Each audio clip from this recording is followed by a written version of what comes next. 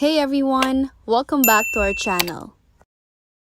Today I'm going to show you how to get 4K quality video on CapCut.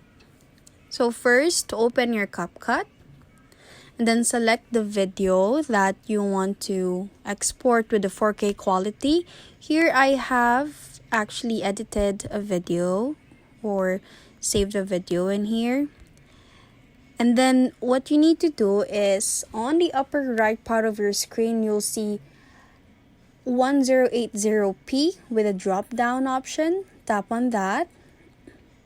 And then you can adjust the resolution of your video. So let's max it up to 4K on resolution. You can adjust the frame rate in here, but in my case, I'm not going to adjust it. And just to make sure that you have a HDR video or much clearer video, then you can enable the Smart HDR. Once you're done with that, you can tap or you can start exporting your video with 4K quality by tapping on the arrow pointing up on the upper right part of your screen.